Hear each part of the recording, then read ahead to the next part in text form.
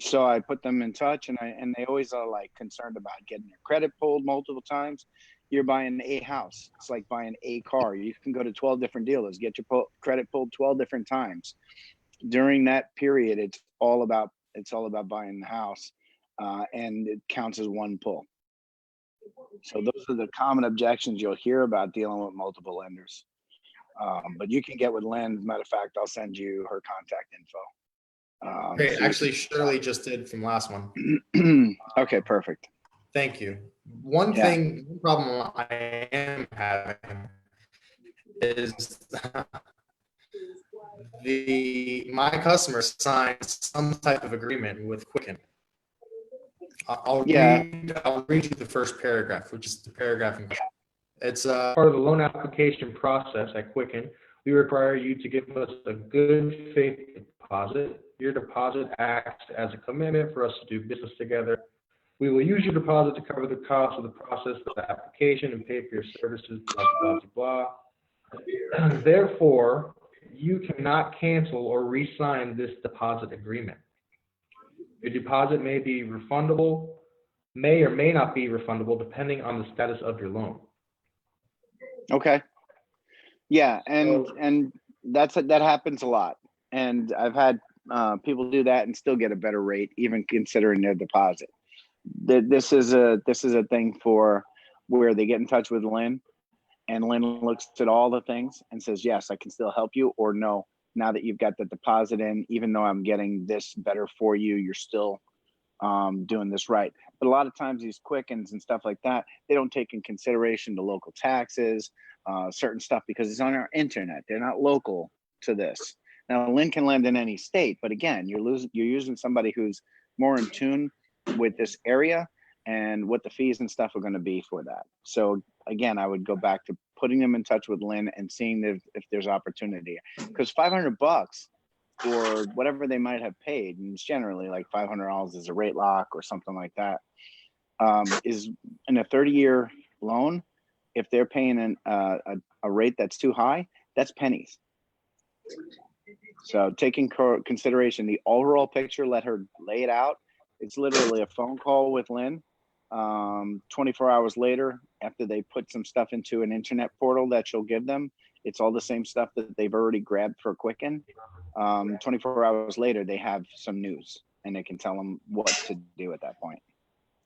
And when you speak to Lynn, let her know that there may be a $500 or whatever that deposit is, maybe lost,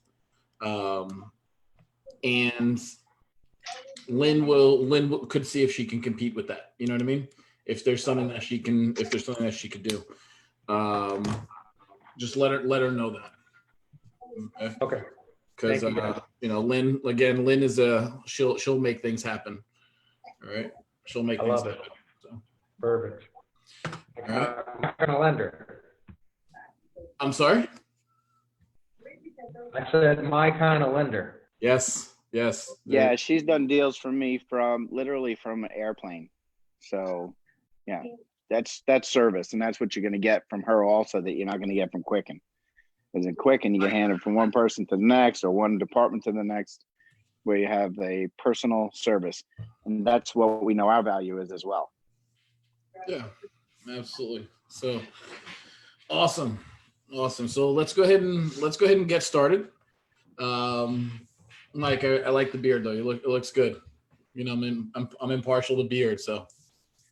Yeah, no, it's coming in. It's getting a little softer because I've been getting a lot of complaints from my fan club about how scratchy it is. So we'll see how it goes. There you go. So excellent. So good morning, everyone. Just want to welcome everyone. Hope everyone had an amazing weekend. Got to take some time to relax and sharpen the saw. This weekend I kind of did no work-wise and just focused on spending time with my wife and the baby, and did some things around the house. So kind of get we need to make sure that we keep our heads right as well. So today's session, Ignite Spark Session 6, is all about delivering your value proposition, knowing what your value proposition is. And and delivering on your value proposition. What I want to do before we begin is, what are some I want to hear from you guys. What are some challenges that you may be encountering, aside from getting stir crazy and getting some cabin fever? But what are some challenges or opportunities that you're experiencing right now that we can possibly talk about working out?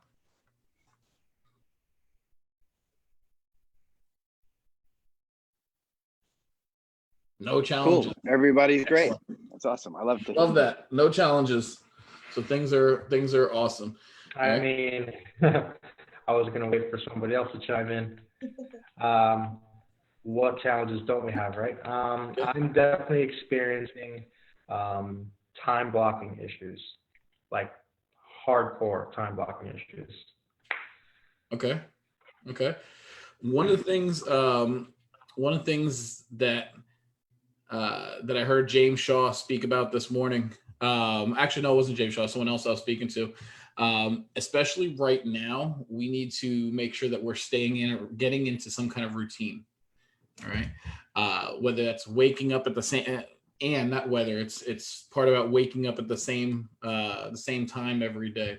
It's I slept in this weekend, right? But today's work day, so I woke up early and I did my morning routine.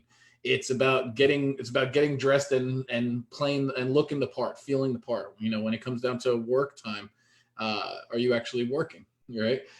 Getting yourself in the right mindset, making sure you're taking time to have lunch at a regular time, and knowing when it's time to say, okay, my work day is over. Okay. So, we need to establish a routine. As far as for time blocking, I strongly, and you guys have heard me say this before, I strongly recommend a paper calendar. Right. And every Sunday, what I do is I go in on Sunday and I time block my entire week. And I put down what trainings I have, what classes I have. I try to put down as many things as I can in here. And then it's about honoring your time block. All right. It's about just keep going, just making sure you're following that calendar. All right. What are some issues you're having with the time block in itself? I feel like sometimes I get distracted or work too much on one thing, and then my time for the next thing shortens, and then. Okay. So it's honoring your time block. Really, yeah. Yeah. And if you had an appointment with a buyer at 2:00, okay, and you had another important appointment at 3:00 with a $1 million sale, okay, with another $1 million seller. If that 2:00 appointment runs over, and you know that you might end up missing out on this $1 million sale, what would you do? I would kindly let the 2:00 know that I already have other meetings scheduled, and I would love to reconvene where we left off. We just have to set up another time to do so, because I have to get to my other appointment. Right. Absolutely. That's exactly what we do. And that's how we need to treat every single one of our time blocks. All right. Every one of the things that we have in our time blocks need to be treated the same exact way. If I'm on a coaching telephone call with someone from 3:00 to 3:30, and I know at 3:30 I have an appointment that I got another coaching appointment, I have a obligation to both those clients. And at 3:29, I'm gonna have to say, hey, I'd love to continue this. We need to catch up. Let's catch up another time. We can reschedule another time. I do have another obligation. All right. Think of our time blocks as that next $1 million listing. All right, that $1 million listing appointment, and do everything you can to make sure you're honoring that time block. One of the other things I used to do was, do I have it in here? Yeah, I would take a red marker. Yeah, I'd take a red marker, and at the end of the day, I would actually go back to my calendar and I would make a check if I honored that time block.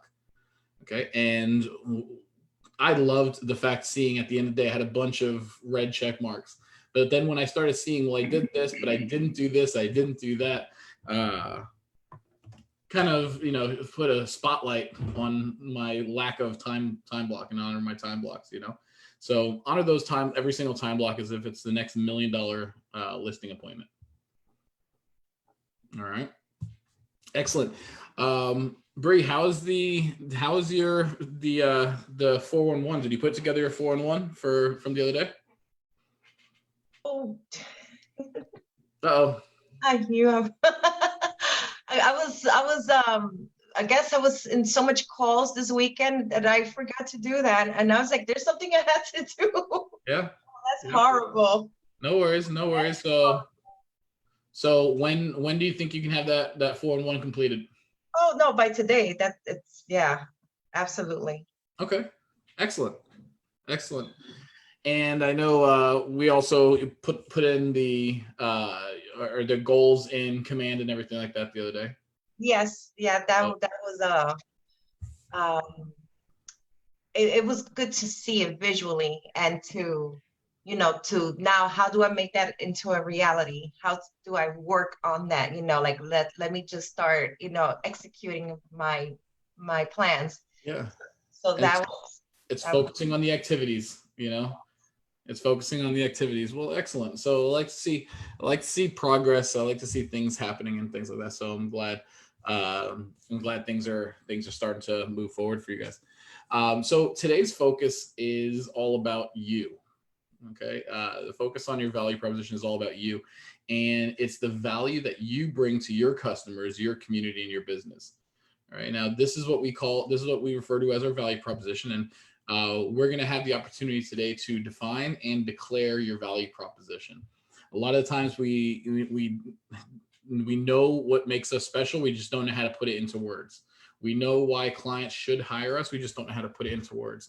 And what we're going to do today is doing a lot of mind mapping and brainstorming to determine what our value proposition is.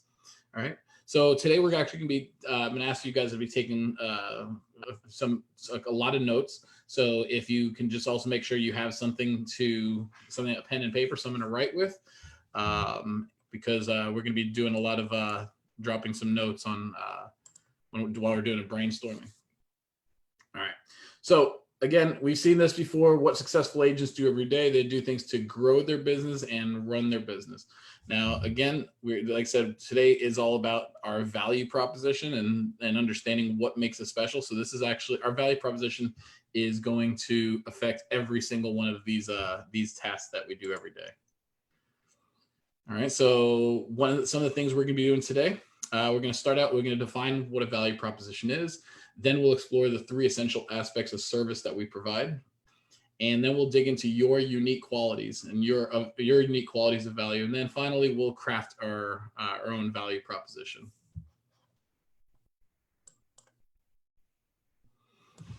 All right. So when we're talking about a value proposition, it's a simple and precise description of the benefits that the customer will get from working with you.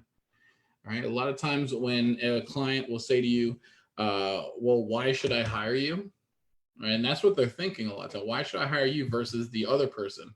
Right? This is where your value proposition comes in. This is what sets you apart. This is what makes you special. All right. A good value proposition should clearly convey all the things that you do to earn your commission, to earn your paycheck. What makes you special? All right. And a good value proposition is also the covenant between you and the customer. It's your promise to the client of this is what I'm going to do. Okay. And this is why I'm special. And this is what we're going to do. All right. So let's talk about 3 aspects of service. So when Gary Keller was writing The Millionaire Real Estate Agent, he noted that every top producing agent that he spoke with had a deep and almost inherent sense of service. All right. You cannot grow a real estate business if you don't prioritize your client's experience above everything else. And creating a stellar experience for your clients is how you earn your commission and how you get more and more referrals. All right. Now we've identified 3 aspects of service: knowing the underlying purpose of real estate, having a compelling value proposition, and being a fiduciary to your clients. And these aspects will guarantee that your clients have the best possible real estate experience.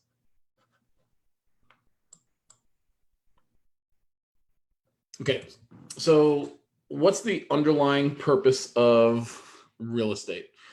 Right? It's different for buyers and for sellers, right? Buyers obviously want you to find them the right home at the best price in the right time with the least amount of problems. And for sellers, for sellers, the underlying purpose is about netting them the most amount of money in the shortest amount of time and with the least amount of problems. All right.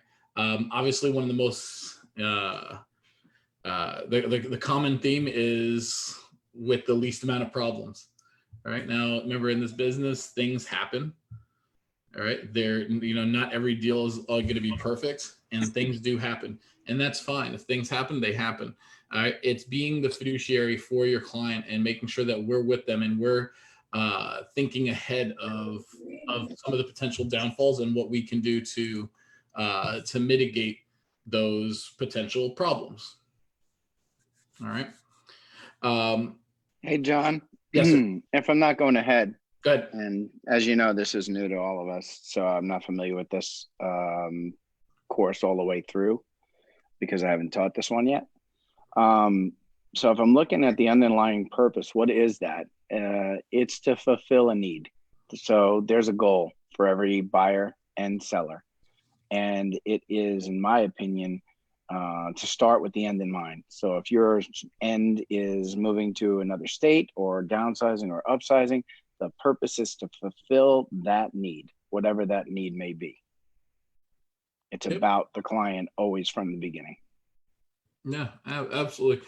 And one of the things I tell people, I tell a lot of the agents, and it's always a good reminder, is you want to put yourself in your client's shoes. All right, what do they specifically want? That's why when you're meeting with the buyer or a seller and you're doing that needs analysis, one of the very first questions I ask them is, what has to happen in this transaction to make it an absolute perfect transaction for you? And then when they tell me it's selling the home for the most amount of money, then what's the next best thing? If I can accomplish one more thing to make this an absolute perfect transaction, what would that be? And then I ask them for the third most important thing. And then I try to prioritize those. And what I'm trying to do is find out what is important to that person. All right. And then I tell them, I want my goals to align with your goals so that I'm delivering the best level of service. So go into the conversations with your clients that same exact way. What do they want? Mike said begin with the end in mind. What exactly do they want? Is it netting $300,000 on their home? All right. Is it selling the house within 30 days, or is it, I just want to get this home sold with no issues? All right. But we want to think about put ourselves in their shoes and think about what's the underlying purpose of real estate for that person specifically. All right. Does that make sense? Excellent. Yep. And I know it might seem like, especially in this class today, that I might be rushing through a lot of these things in here today. This one is actually a pretty robust presentation with a lot of material. So that's why I'm kind of running through some of these things pretty quickly, because I want to spend the bulk of our time doing the activities and actually developing our own value proposition. So value proposition. All right. This is a service. Your value proposition distills your service offerings into a succinct set of benefits for your client.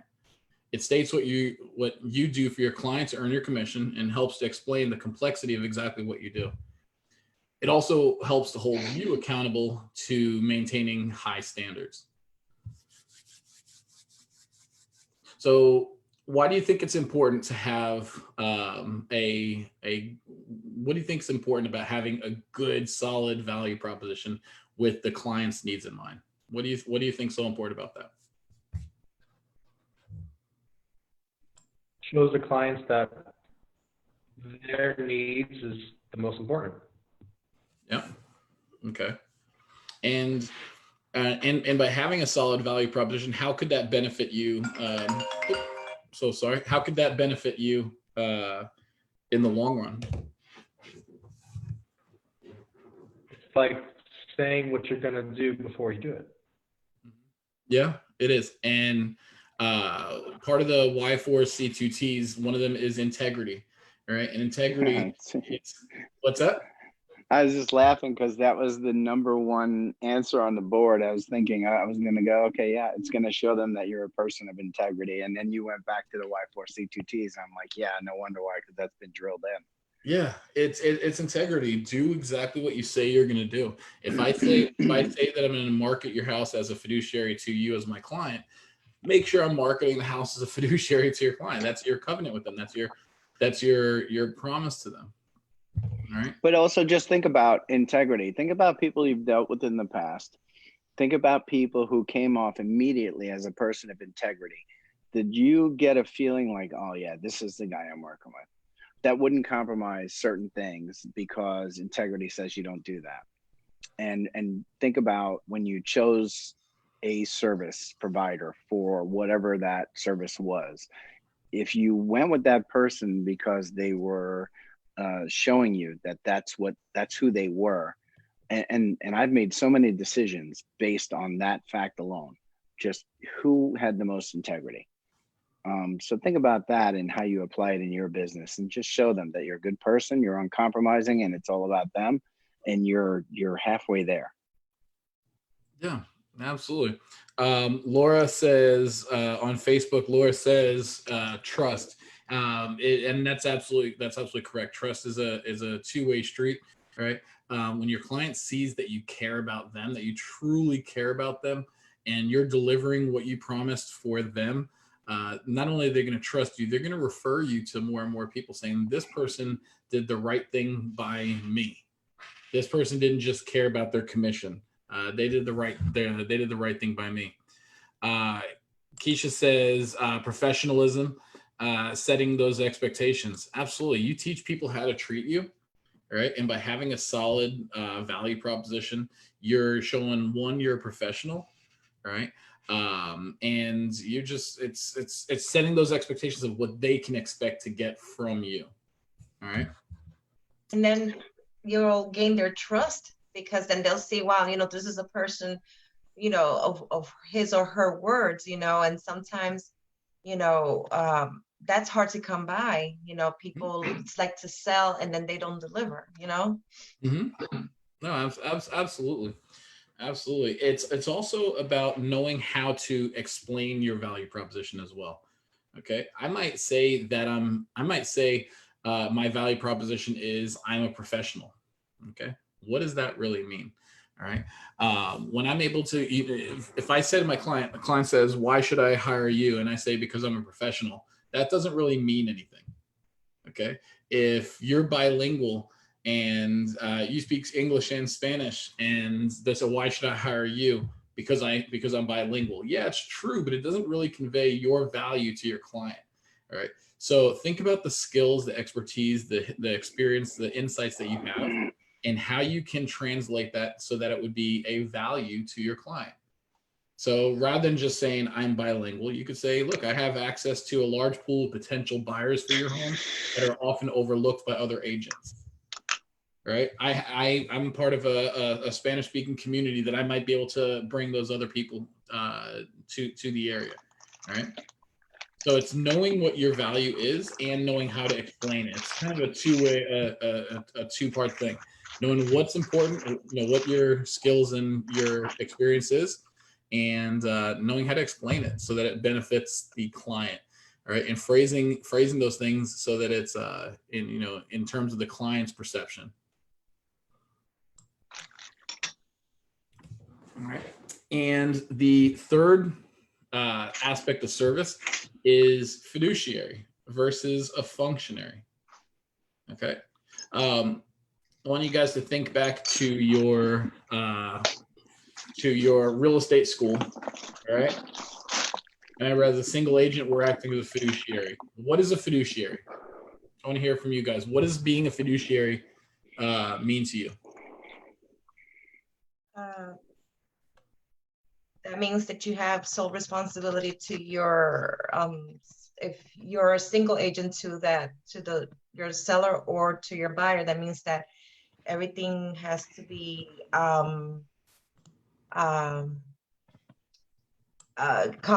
everything isn't confidential. You're not, you're representing that person, to the best of your ability, so it's not, you're not going to, like let's say if I have a client and they're going through a bad divorce, I'm not going to, tell the other person, hey, you might get a better deal because they're going through a bad divorce. That will be a poor representation of the client. Yeah, absolutely. When you're working as a fiduciary, you're working solely in their best interest, even if it means putting your needs and everything aside. It's not about you at all. You're working for them in their best interest. Okay. Danielle says confidentiality, loyalty, obedience, full disclosure. Absolutely. One of the things I tell my clients when someone asks me, why should I hire you? One of the things I do as part of my value proposition is I explain, I work as a single agent versus a transaction broker. What does that mean? Kind of like when you hire an attorney or you hire an accountant, a CPA, they're working for you as a fiduciary. Well, that's how I work for you as well. I work for you as a fiduciary. Most clients don't care about working transaction brokerage, which means they don't really care about you or the other party. They just want to get 2 signatures on a piece of paper. Whereas what I do is work directly for you in your best interest. All right. That means full confidentiality, full loyalty. I work for you. Okay. And when they start hearing those things, they say, wow, this person actually does care about me. Okay. Don't never underestimate the value of being a single agent to or being a fiduciary to your client. Okay. Being a fiduciary also means you have to find out all the other information about the other party, so that would help you in your negotiation as well. Okay, so kind of think about that. A lot rather than just being a functionary, which is getting 2 signatures on a piece of paper onto a contract, be a fiduciary and do everything you can for in the best interest of your client. Now, a functionary is someone who just completes the tasks for a client, and that's it. All they're doing is they're just the middleman, just checking the box. All right. Again, whereas a fiduciary completes a task and goes beyond by placing their client's interest ahead of everything else, including their own. All right. And being a fiduciary to a client it's a big deal. It's an honor. It's more important than ever in today's market to wear this badge of honor proudly. All right. And helping your clients understand your fiduciary role is a big part of that value proposition. Like I said, knowing how not only just having that value is good enough. It's knowing how to explain it. So like I said, I gave the example just now of how I explain what a fiduciary is to my clients. You have to know how to be able to explain those as well. Okay. So always think about the way how you can help your client and how you can explain that part of your value as well. All right. So what we're going to do now is talk about your value proposition. And we're going to look around.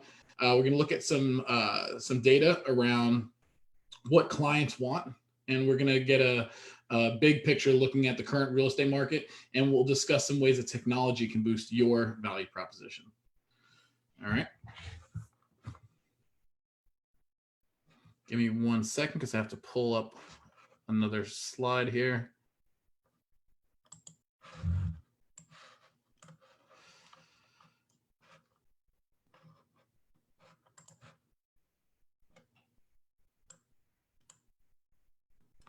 So again, this is where I say I want you guys to take some. Hey, John, I was actually didn't realize I was muted. I was trying to jump in there. So most people don't even know the difference, that there is a difference, or that there's such a thing as a transaction agent. So always put that forward, that you're working with your clients in single agency. And it's cool to tell them what it is and what the difference is, but always tell them a story. Like, okay, so I was on the phone with Danielle Cross, one of our agents this morning, and she told me that she put in an offer on a condo and the offer was accepted. In the negotiation portion, she was telling me about how the price of the property was 163. And the agent, they were thinking about putting an offer at 150.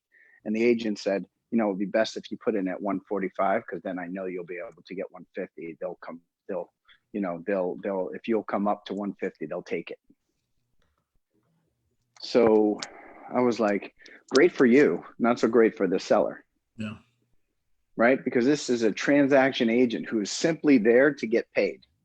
Did they take the client's best interests at heart there, or was it about them? Knowing that if they got to that price that the seller said they would take, that they could get a deal and get paid. So it was about them, not about the client. They were not acting as a fiduciary. They were not taking care of their client's money. They had no obedience or confidentiality. They told them the secrets that their seller told the listing agent. Mm-hmm. And that's what you won't do, right? As a fiduciary, as somebody who's going to fight for every nickel for that client.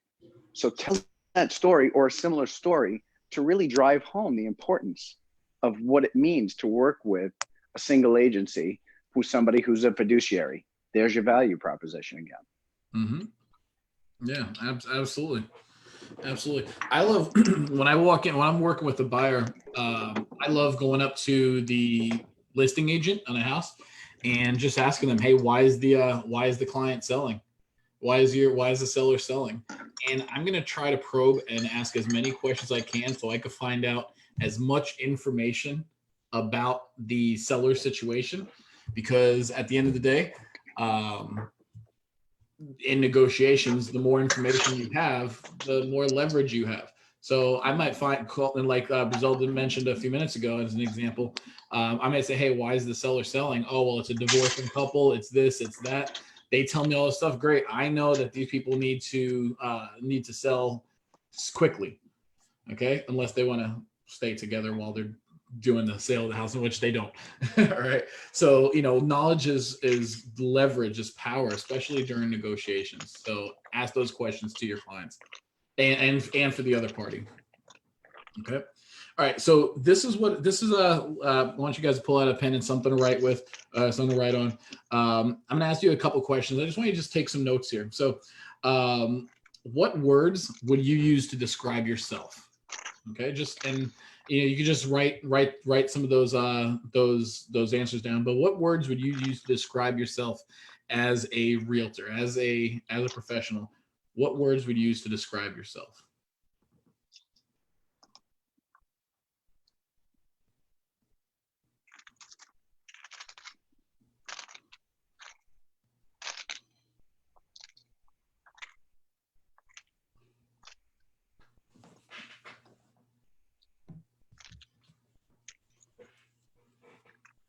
And then the next thing I want you to also write is some words about how you feel that how would people who know you personally, how would they describe you? What are some things that others would actually say about you?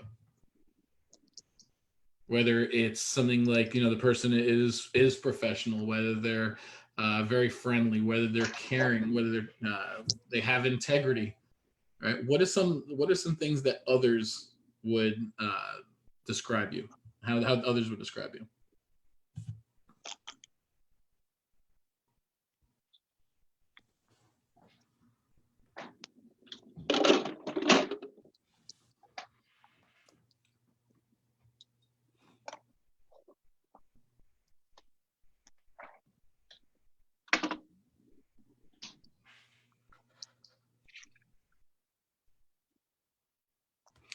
And then what experiences do you have that make you great at real estate? What experiences do you have? And that experience might be that you've been doing this for 10 years, that you've been through a couple different shifts, that you're very familiar with short sales and foreclosures, that you specialize in, that you were a first-time home buyer yourself at one point, and you understand what that process is like, whether you have this certification or that certification. But What experiences do you have that makes you great at real estate?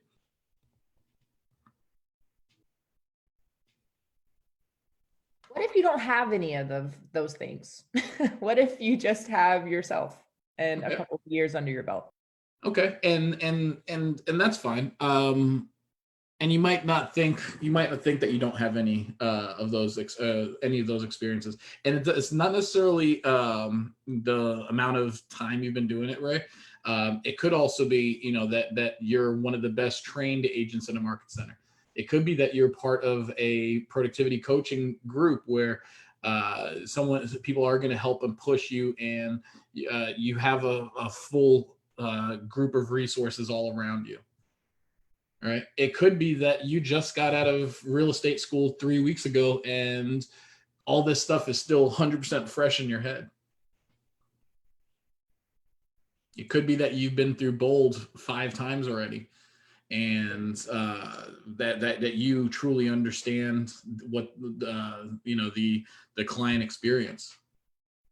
What about if you had the client experience, but not like with real estate, but with prior different employments, like you understand how to sell or market or, products that they need, Absolutely. It's what experiences that you have had, regardless, even if it's not in real estate, right? What experiences have you had that will make you great at doing real estate? I had a friend tell me that she won a listing appointment.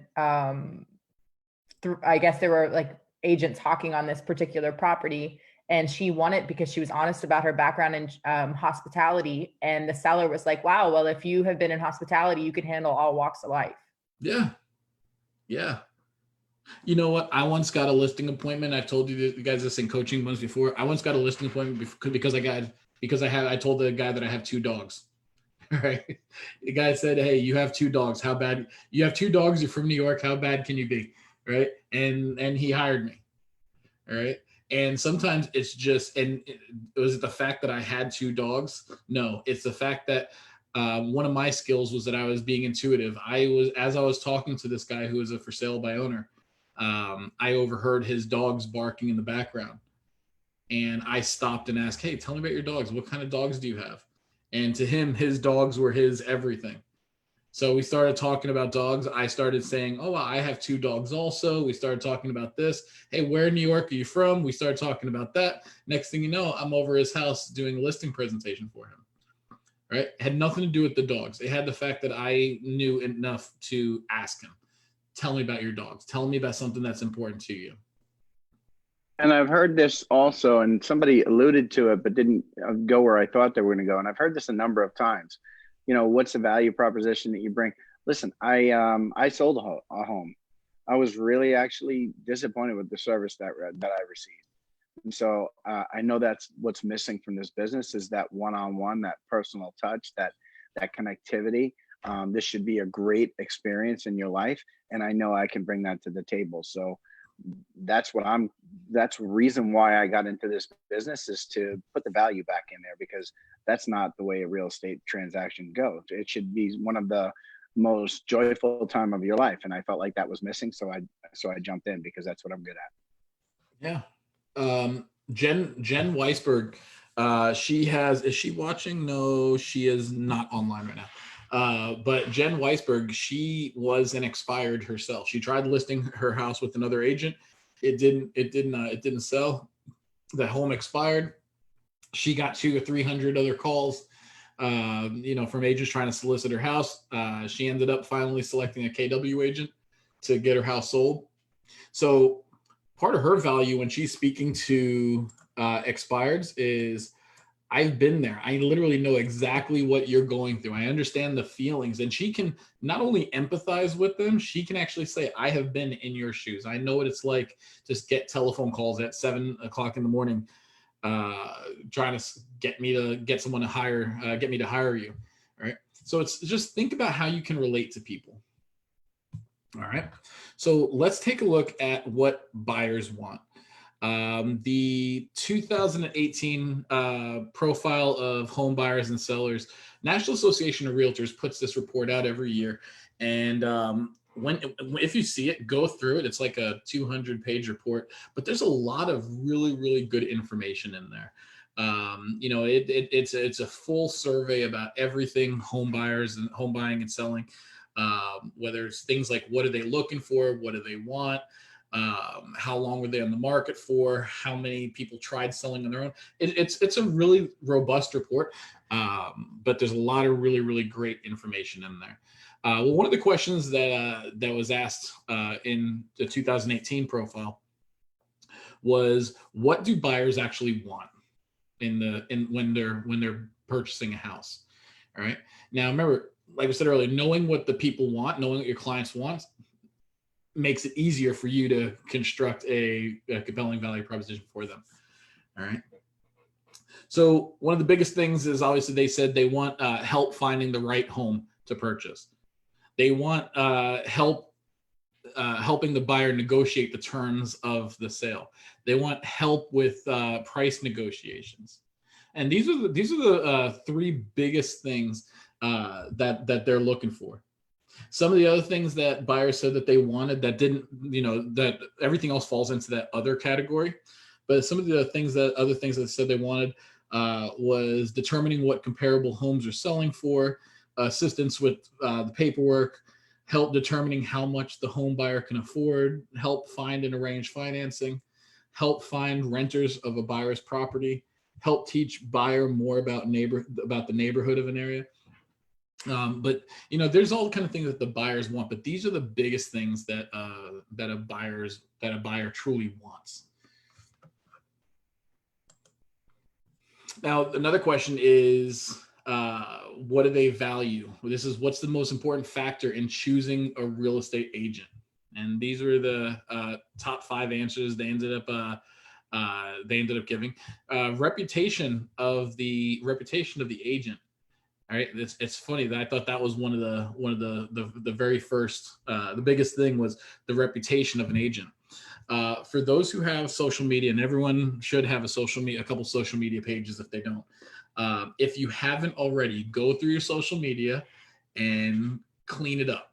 All right, clean it out, because I promise you, when you call a client and they tell you, yeah, come over tomorrow at 3:00, from now until tomorrow at 3:00, they're doing their homework on you. They're researching you. They're Googling your name. They're checking online on Facebook, on LinkedIn. They're doing all their homework about you. Okay. Now, granted, there may have been some amazing parties that you went to, that you had an amazing time, and a client does not want to see that. Okay. So just kind of remember, if we're saying we're professionals, we really can't have our profile picture of us doing keg stands, at a frat party. Okay. So just kind of think about that. People will do their homework on you. Note to self: take off the keg stand picture. Yes. Okay. Yes. That's my that's my profile picture. Now think about that also. You may have, so I think I like to say we're like police officers in a way, is we kind of got to just be straight down the middle. No opinion. We don't have an opinion on things, right? And you may have your own opinions. However, your social media should reflect that you don't. You got to be straight down the middle. If you really don't like Trump, or you really love Trump, I wouldn't necessarily have that on there as far as having opinions politically and those type of things. You lost $500,000, $500,000 listing because somebody said, you know what, I actually loved everything you say until I saw that you either love or hate Trump, and now I'm not going to do business with you. And there are people who will absolutely do that regardless of the value that you bring to the table. One simple thing like that could lose you a deal. Keep those comments. I mean, listen, do what you want at the end of the day, but realize that other people will do what they want if you give them a reason to. Yeah. So just try to keep that stuff straight down the middle. And you're like, oh, I'll have a business page and a personal page. That way I can keep my personal stuff. There is nothing that is either one or the other. It's always both. Yep. So just keep that in mind. Yeah, absolutely. And when you think about it, whatever position that you take, whether it's you're for Trump, you're against Trump, you're pro guns, you're anti-guns, you're pro-abortion, you're anti-abortion, you agree what's going on in Israel and Middle East, or you disagree whatever position you take on anything, just remember, whatever position you take, you're alienating another half of the people out there. Okay. If you say I'm a staunch Democrat, you are alienating all the Republicans that's out there. If you say I am a staunch so-and-so, you are alienating 50% of potential business for you. All right. And look how serious those people are about those issues. So if you're saying I only want half the business, cool, good for you. You know what I mean? And I want all the business. So I'm going to go straight down the middle, and I'll keep my opinions to myself, and I'll share them with, those people offline, but not, and people will pull you into those conversations. When I'm pulled into those conversations, like, oh, what'd you think? Who'd you vote for? Blah, blah, blah. And well, I voted for this one, but honestly, I only voted for this one because of that. And I feel like as far as an American, I feel like we should have had better choices, and we didn't have the best choices. I can know a handful of people that would have been better choices. And I feel like we owe it to ourselves the next time around to create better choices. Like, those are not people that I would role model I would tell my kids that those are great role models, because that's what an American president should be, a great role model for our youth. And vote Mike Chilongo 2020. Yeah, that's right. That's right. That's what that whole thing was about. I was just pushing for my candidacy. This is where he's setting himself up to run. Right? Yeah, but you get my point, right? Yeah, no, and it's absolutely. Just remember, like I said, you're whatever position you take, you're alienating half of the people that's out there. I'm a diehard Miami Dolphins fan. Okay, there you go. I got another one out there. All right, there's two of us. All right. But I do not personally like the New England Patriots or the New York Jets at all. All right. However, if I walk into a home, and I see that they have Patriot stuff all over the place, well, I'm now not going to, I'm not going to say, well, I'm not going to work with you because you're a Patriots fan. I will say, oh, you're a football fan. I'm a huge football fan also. I might make a little joke about the Patriots or something like that, but at the same time, you got to remember, know your audience. At the end of the day, it's all about knowing your audience. All right. But this is what buyers value. They value the reputation of an agent. Is the agent honest and trustworthy? Right. That is huge. I can't get over that one. I can't, speak on this one enough. Being honest and trustworthy. If you start talking to your client about different ways that you can work the system, one of the things that they start thinking is, if he's talking about working the system against somebody else, chances are he might try to work it against me as well. All right. Show that you're being honest. Show that you're being trustworthy. Clients want representation, and the way they can trust you is if you're an honest person, if you're showing integrity in everything that you do. The number three answer on the board is agent is friend or family member. All right, or referred by a friend or family member. And then it goes down to agent's knowledge of the neighborhood. Some of the other things they say in here is agent has a caring personality or good listener. Agent is timely with responses. Agent seems 100% accessible because of technology. Agent's association with a particular firm. How active they are in their local community. Believe it or not, this is kind of interesting. 1% of people said they value professional designations held by the agent. So when you see an agent that has their first and last name and then like 30 different letters after their name, all right, buyers don't really care. All right. Well, 1% of buyers care.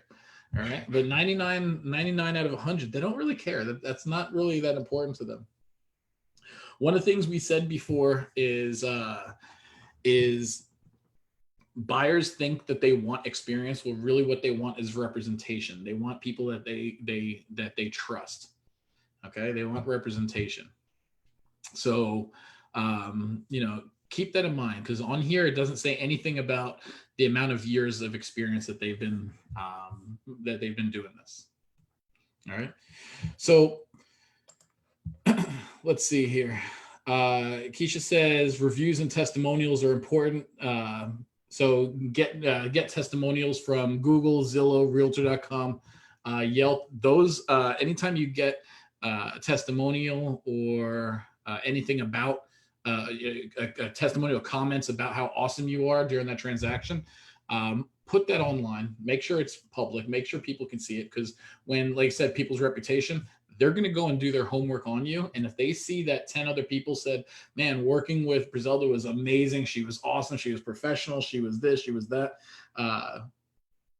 they're gonna like that, and they're gonna consider working with you. So absolutely, Keisha, great views in those testimonials, and having it in multiple places as well, having them on Zillow, having them on realtor.com, having them on Facebook, so that anywhere people go, they're seeing things about you, all right, and how awesome you are, what their experience was when working with you.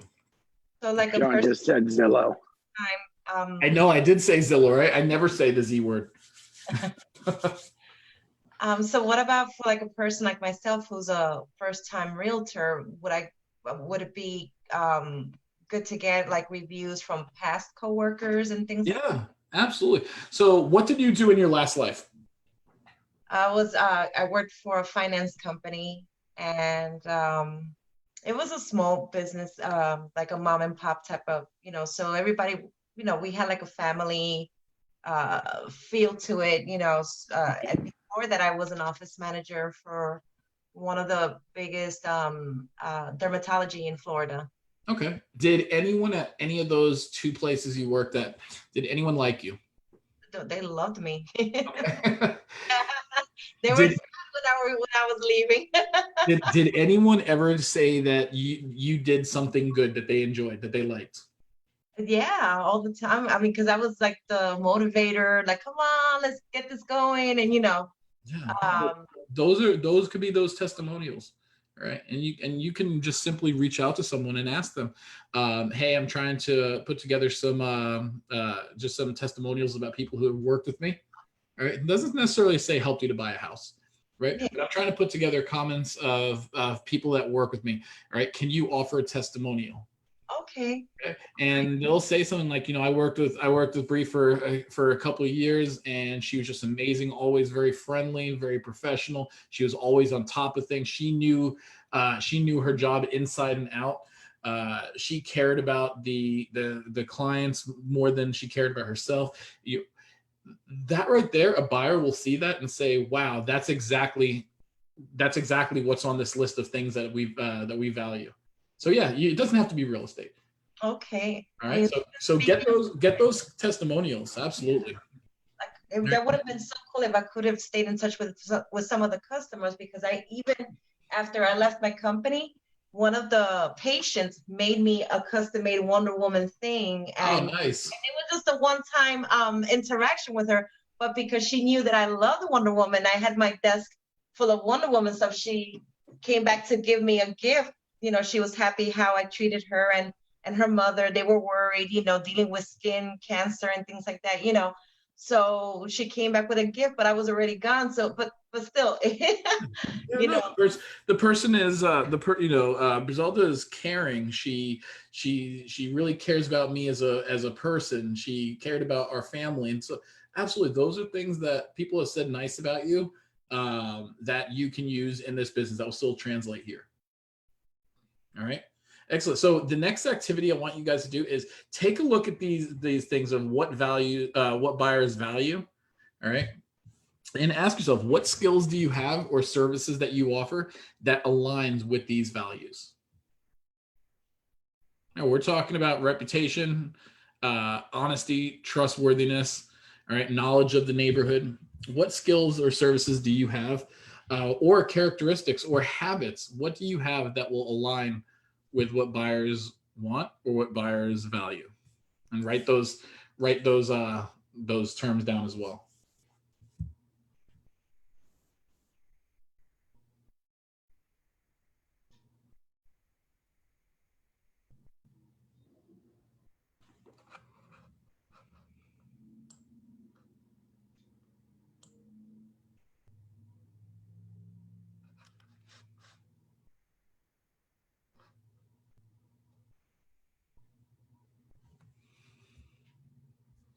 And if you are brand new to real estate and you can't think of anything that aligns with values, I'm going to give you the answers again of what buyers value: honest, trustworthy, reputation, knowledge of the neighborhood, caring personality, good listener, that they're active in the local community, that they volunteer for causes, that you are 100% accessible because of use of technology like tablet or smartphone, that agent is timely with responses. Okay, John, so go ahead. sorry, there was something I wanted to add, which was, you know, I've been in real estate for a year, and I know that the transactions that I've worked on or the interactions that I've had, there was one particular area that I excelled with, you know, my customer or my client or whatever we dealt with. And I've also thought to ask for testimonials on a specific area, not just in general. When I first started, I asked for a blanket, hey, can you give me a testimonial or a review? But then through experience, I realized, you know what, I really excelled with the negotiation here, or I really excelled with communication here. And so now I've evolved to asking for testimonials that highlight different things that the buyers or seller will value. Yeah. So yeah, absolutely. So that's understanding what buyers want and what they value, and also understanding your value, understanding your skills and your strengths, and you're asking targeted questions. Hey, can you just write a testimonial about the negotiation, or can you write a testimonial about so and so, about the pricing or whatever it is. Absolutely. You learn your strengths, understand your strengths, and then go ahead and exploit them. All right. So awesome. Let's move on to what sellers want. Okay. And one more thing on that, John. Go ahead. I know that you do this. The other thing is explaining your availability and understanding your client's availability. So if you strive to answer every question. As realtors, we answer every phone call. As realtors, we should be actively picking up the phone when we don't know the number. That means, taking telemarketer calls and doing all that. But explaining and understanding what their availability is and yours. Leaving a good message. I hate it when I call realtors, and I hate's a strong word, but I really do. When I call realtors and you just hear that textbook, oh, you've reached blah, blah, blah. Leave a good phone message. Explain on that phone message that you will contact everybody within 24 hours, or I return my phone calls by 7, same day, as long as the call is received after a certain time. Find out when you speak to them, when and how do they like to be contacted? Mm-hmm. Find out the times that they generally want to be contacted, and find out the method. Some people just say, listen, email works best for me. Don't call me. I'm usually not available. Send me a text. And you find out what's the latest I can contact you when I have some really important news. And so that's another way that you show them that this is about them. That even down to the contact and the way that you'll contact them, the way they can contact you, it's all about them getting the right service. Yeah, absolutely. Absolutely.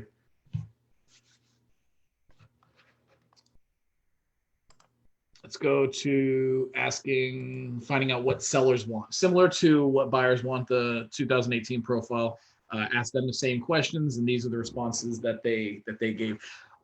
Helping the seller market the home to potential buyers, helping them price the home competitively, help selling home within a specific time frame, helping them find a buyer for their home, helping find the buyer for their home, helping them negotiation, and dealing with buyers.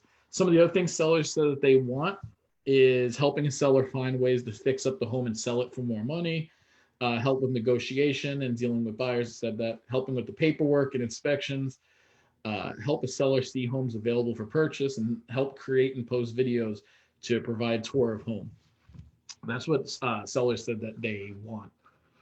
Let's see what sellers value. The reputation of an agent. Agent is honest and trustworthy. Agent is a friend or family member. And here they're saying agent experience. It's funny that these are the same exact things that buyers value: the reputation, honest and trustworthy. Agent is a friend or known or referred by a family member. All right. Some of the other things that sellers value is knowledge of the neighborhood, caring personality, 4% said they value what's important to them is the agent commission. Only 4%. We go in there afraid to ask for a full 6% commission because we think they're going to balk at that. And everyone's going to say, well, let's try to see if we can do it at a 5% commission. All right.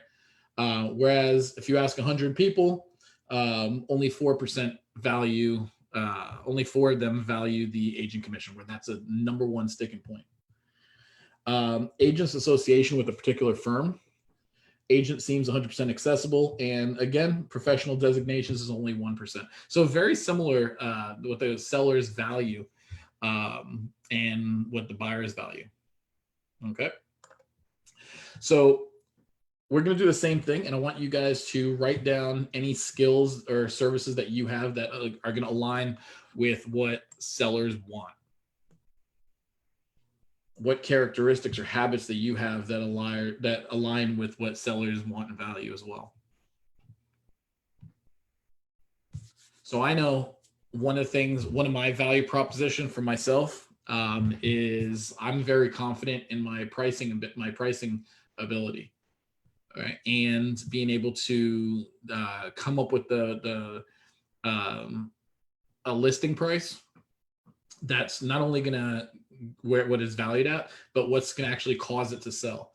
And I understand how to explain that to a seller so that, and I'll tell them, I'm not trying to determine the value of your house. The market and an appraiser is going to do that.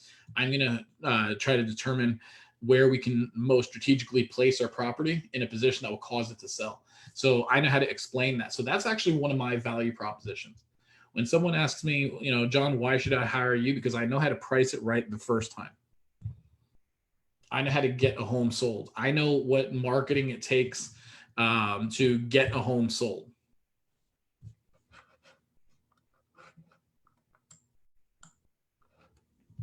When it comes into what experiences do I have that align with what sellers value or what sellers want or value, I use data to back it up. So I'm, well, how do we know that your pricing is right?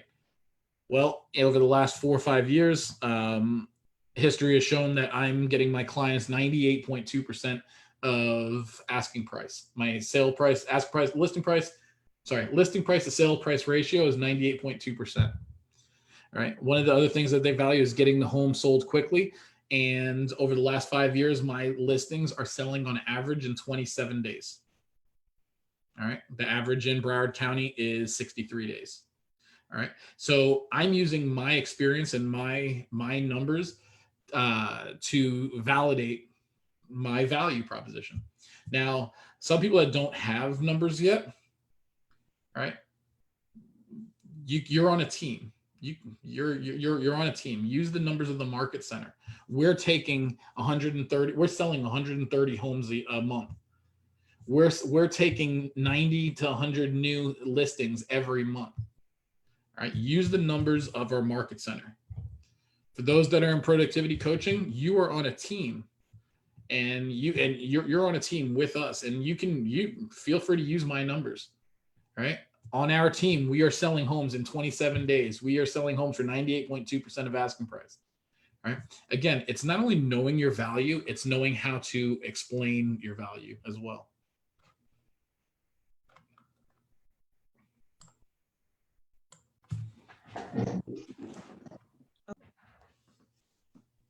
Zelda, were you gonna say something? No, thank you. No, because I was like, okay, I mean, you answered my questions. I don't have any numbers, but then. Yeah. Like I said, use the market center's numbers. If you don't have any numbers, use the market center's numbers. All right. So yeah, use the market center's numbers. So let's talk about our competition. Real estate has undergone a lot of changes in the last few years. Investors have come in with the intent to disrupt the industry, and they have. iBuyers are driving down commission prices. Zillow, all those other competitors, they're driving down commission price. I saw a thing the other day saying, sell your home for as low as 1% total commission. Now, granted, discount brokers get you discounted results. We understand that. Buyers don't understand that. I'm sorry, sellers don't necessarily understand that. They see John's asking for 6%, and Agent Joe Snuffy over here is asking for 1% commission total. All right. So these people are disrupting the commission. Some companies like Zillow, Redfin, some of those other companies out there, they're moving towards trying to eliminate the agents altogether. All right. We've heard Gary. Hey, John. Yes, sir. Hey, John, you know, as you're saying that, I'm thinking about, you said, and it was just a switch flip when you said buyers don't know that. And so then you switched it to sellers, because it's correct in that. But also translate this to your buyers, right? If you're talking about how you're a rock star listing agent and everything else, and how you're going to get their house sold,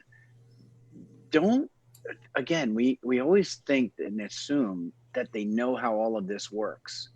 Don't miss the opportunity to tell them, as you're talking about listing their home, what a value you are, what an asset you are to them on helping them buy their new house as well.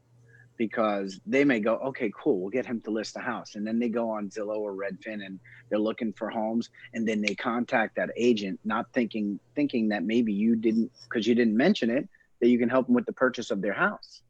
And because you're a listing agent, it's completely relevant that you know how to negotiate the buy side better than even a buyer's agent would, because you know from experience of a listing agent what it takes to get a home sold, right? Because it's a lot more difficult to be a listing agent, or there's a lot more nuances to being a listing agent. They're two different animals completely. But as a listing agent, you have a little bit of a heads up of what buyer's agents will do to try and buy a home cheaper.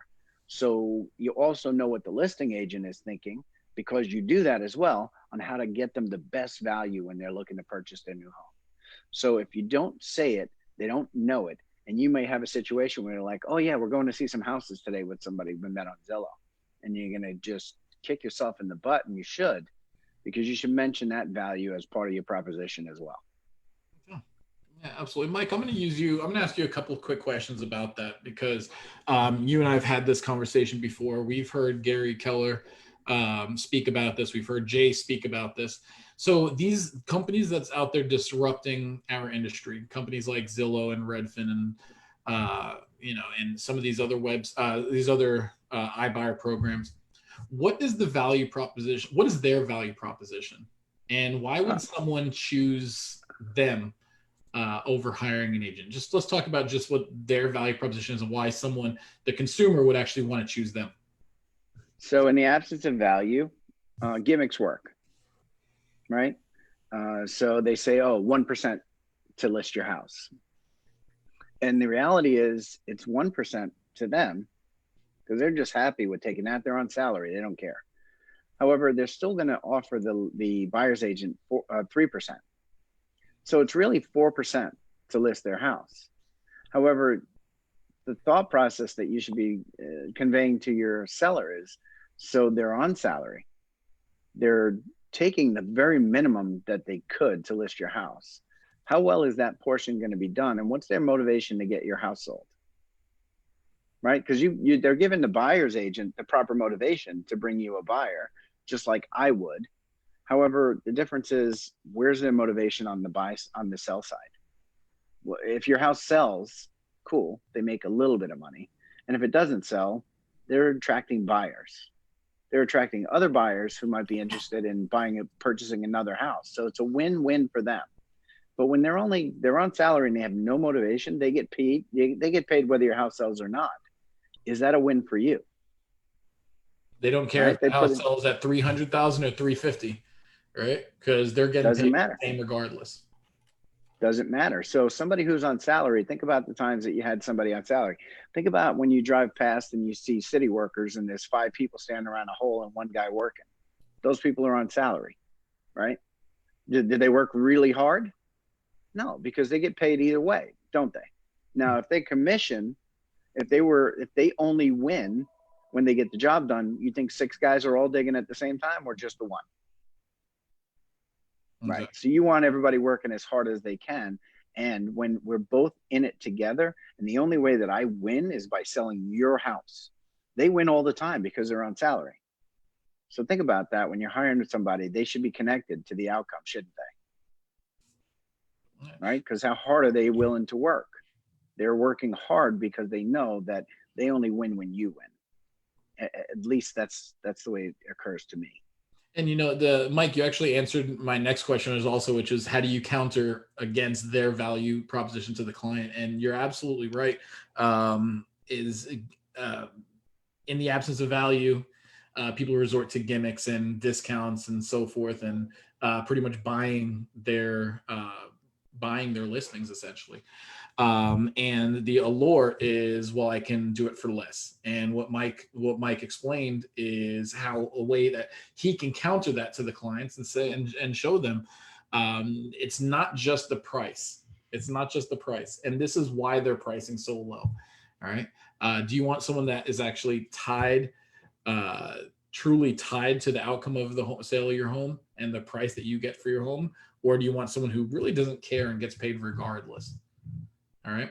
But also, you could also tie in the fact that, remember, understanding the difference between a functionary and a fiduciary, and explain that those people are acting, those other companies are acting just as a functionary. All they care about is the contract. They don't care about you.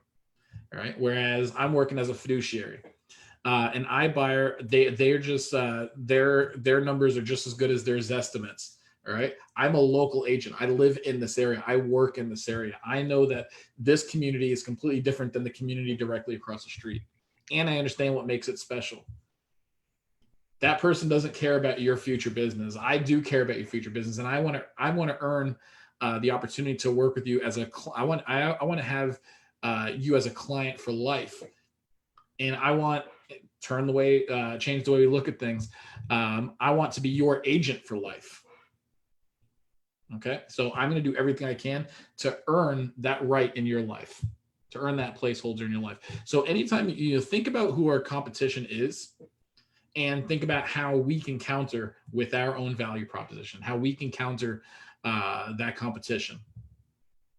I don't care about companies that come in and say that they're going to sell the house for 1%. That's really not, if someone comes in and says 1%, I can easily explain to them why, they should hire me much over there. I understand my value proposition. All right. So it's good to understand what your value proposition is going to be as well. Another thing is technology. One of the great things about being with KW is the company is committed to adding to your value proposition. All right. In today's market, that means investing in technology that propels your business forward. All right. We've talked about Command. We've talked about the KW app. Now let's focus on technology that affects your clients. So we have the agent sites. This is going to allow your contacts to save searches for the homes, allow agents to create searches on behalf of contacts and clients. We're going to have individualized IDX sites, creating personalized landing pages for your clients and your listings that allow them to see activity in the neighborhoods and areas that they actually care about. The KW app, the new consumer app, it's an end-to-end consumer app that using the power of artificial intelligence, machine learning, and your experience to communicate and provide transaction transparency and remind clients of your value well after they've closed on a home. I love at the closing table when I shake their hand and they get their keys and they're like, man, John, that was awesome. I wish you the best of luck. Take care in the rest of your life. I'm like, no. Hold on one second, buddy. Don't get this twisted. I'm not out of your life. We are now family. I'm with you forever. I'm coming over on Thanksgiving. I'm going to get you gifts on Christmas. We are tied to each other forever now. And even if I forget to contact that person, our technology is still going to reach out to them regularly. So that way I'm constantly staying top of mind to that particular person. It's also going to remind me, hey, it's so-and-so's birthday, give them a call. All right. You haven't spoken to them in 3 months, give them a call. Okay. So let's talk about the technology. What are some of the technology that we have that's available to you that you're familiar with? And let's talk about what the benefit to the clients are. Tell me about some of the technology that you already know that we have what are some benefits to the clients aside from what we just spoke?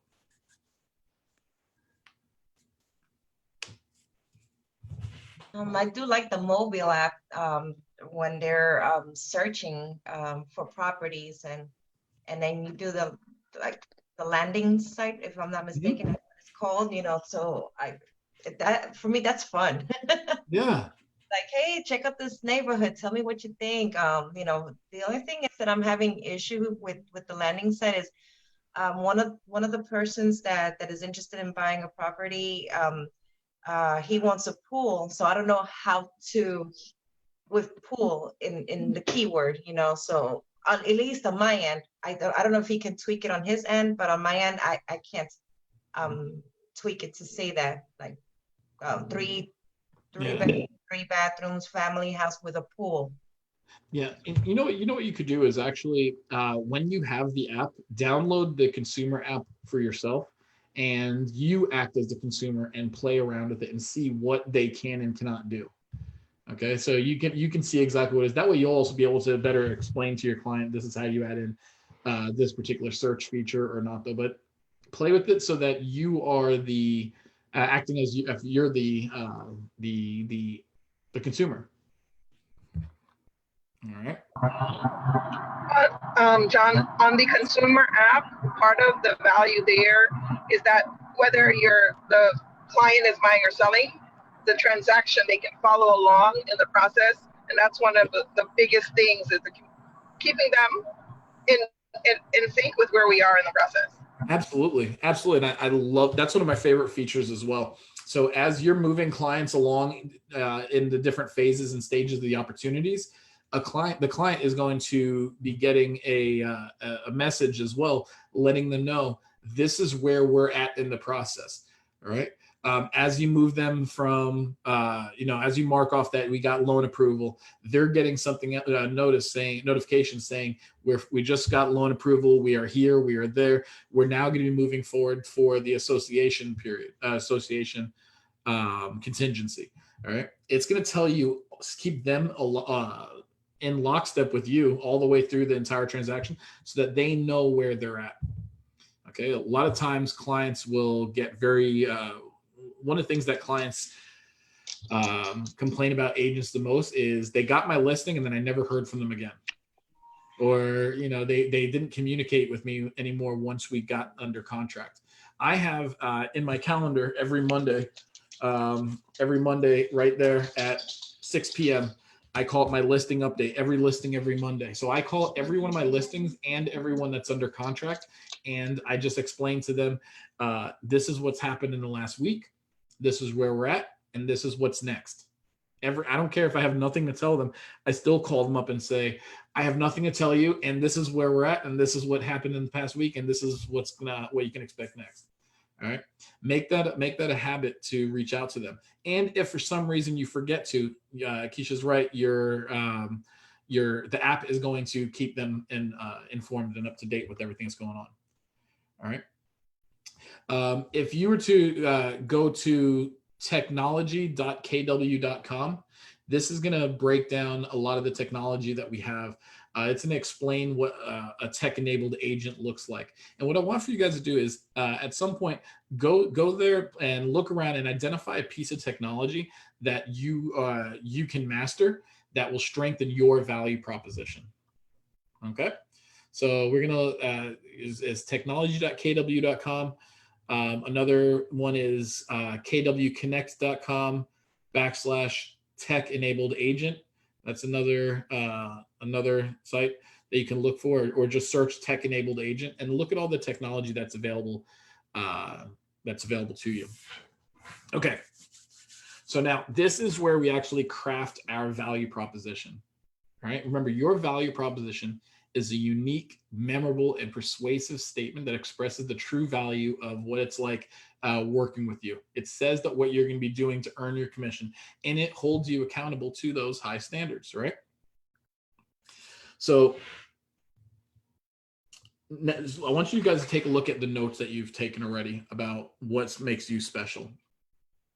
All right. And I want you to look at all the words that you wrote down.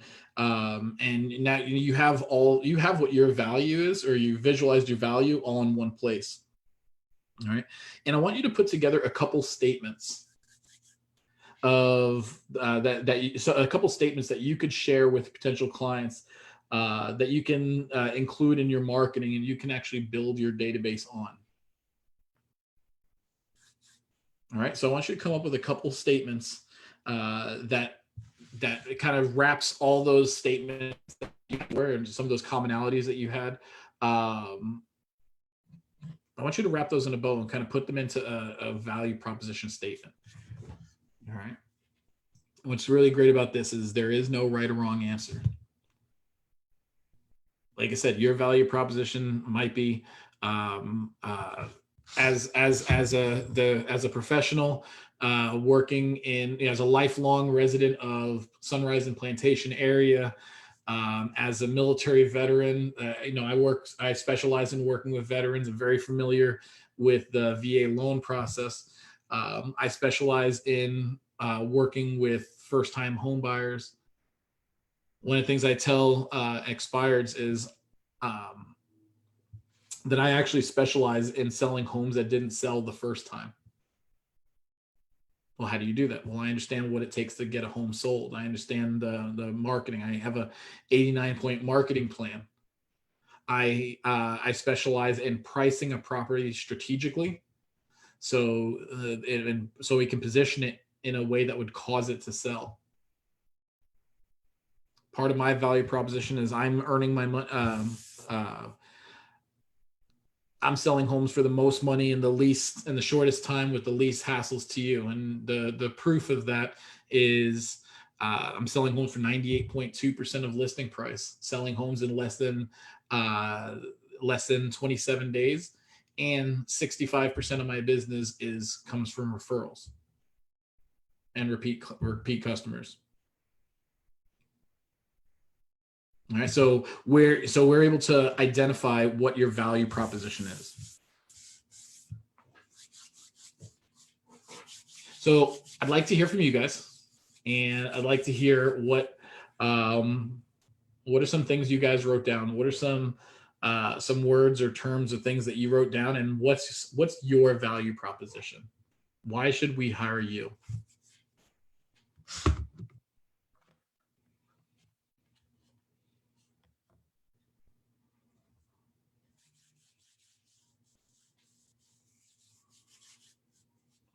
I'm gonna wing it. Go ahead. We're all winging it. All right. So I wrote, why should you hire me? Because as a professional realtor, I am part of a great team of Keller Williams in Coral Springs, where I don't remember the numbers now because I should have wrote that down. But we do have a high amount of listings and a high number of sellings.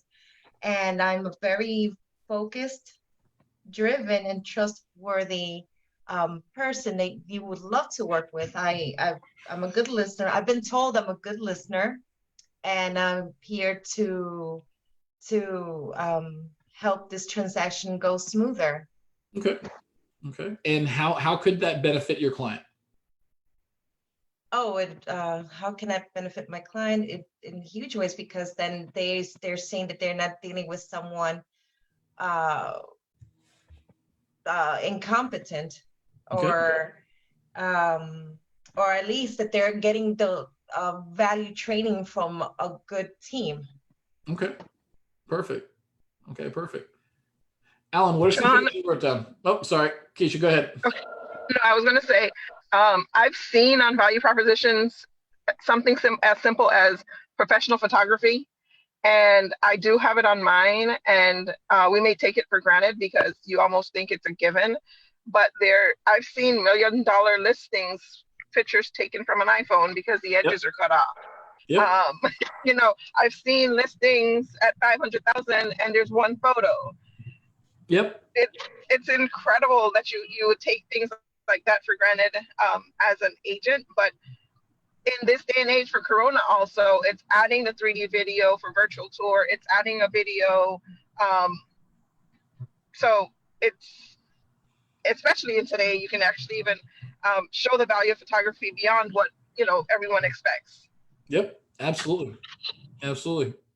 So I could also even say, and even with the coronavirus, we are also moving and we're up to date with the situation. We're worried about not only about your health, but about our health, but still real estate is alive and well. So now we're moving into the 3D dimension. We're doing photography, we're doing videos.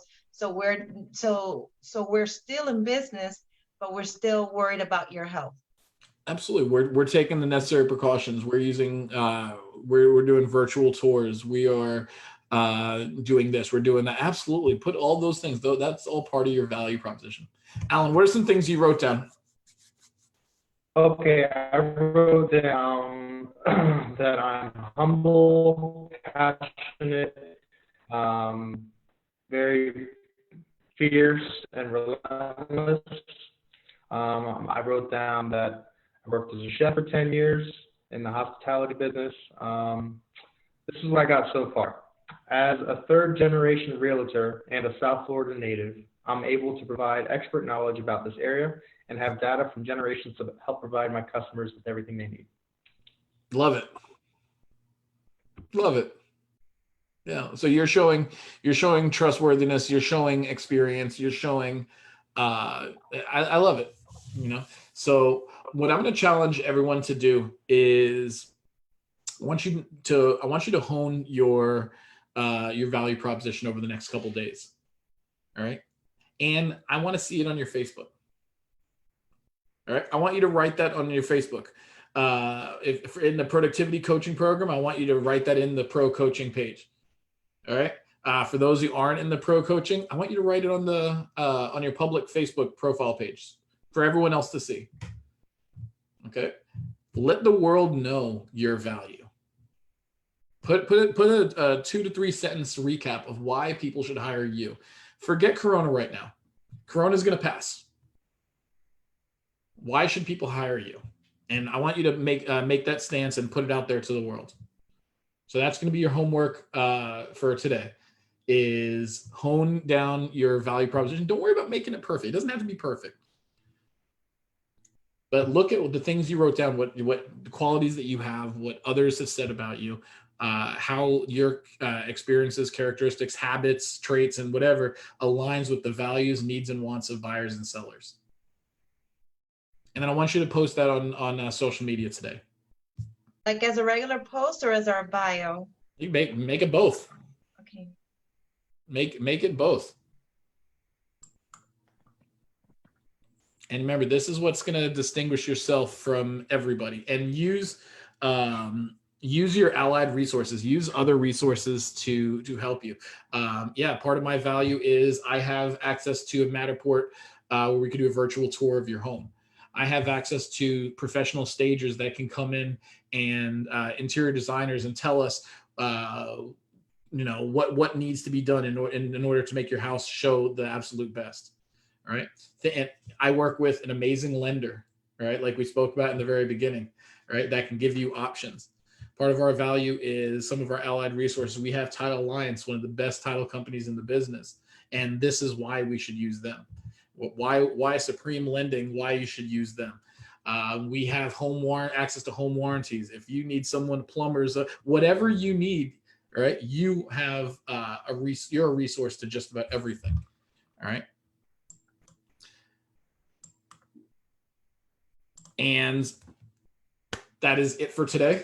I want to hear, give me 2 quick ahas about things that some things that ways you're thinking has changed, or how you feel differently, or what actions you're going to take moving forward. Give me 2 quick ahas before we end today's call.